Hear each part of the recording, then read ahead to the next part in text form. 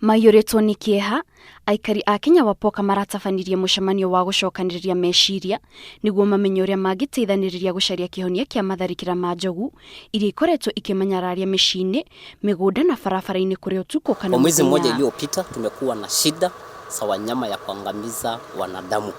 Sasa hivi tunavyoongea tulikuwa na msiba iliyofanyika kwa wiki iliyoisha ya mzazi mmoja aliyouliwa, na sasa hivi ninapoongea tuko na mwingine mmoja tunalosika kwa siku la kesho ambaye imeangamizwa na wanyama.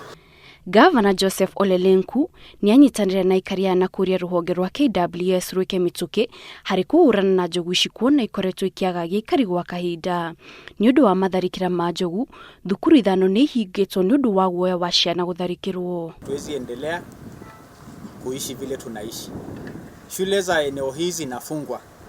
Wazazi leo hapa wamechukua uamuzi kufunga shule kwa sababu watoto hawezi endelea kwenda kwa mazingira hayo. Kwa hivyo KWS, DCC na wenzako mtoe hawa wanyama hapa, watu wetu walipwe na tuone hao ndovu wameuawa. Imeaffect sana watoto, school attendance ya watoto imekuwa mbaya kabisa.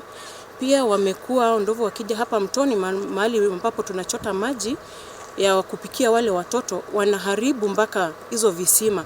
So kumekuwa pia shuleni na njaa. Licha ya attendance kuwa chini, njaa iko kabisa. Aikari maugite matikoretwo makiruta mawira mauria kwagirire kumana na guoya wa gutharikirwo ni njogu ici. Kwa hivyo sisi tungesema kwa serikali ili wanyama watu watolee.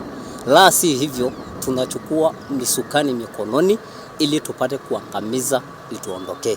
Ndovu saa hii karibu 150 siko katika hii mashamba yetu.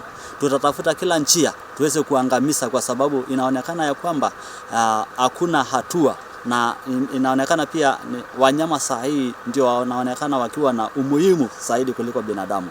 Kwa ihinda riri aikari a Kenyawa Poka marathi na mbere gucaka ikusharu nao no njogu ici ugwati no ironekana ikiriunga ituura-ini riao.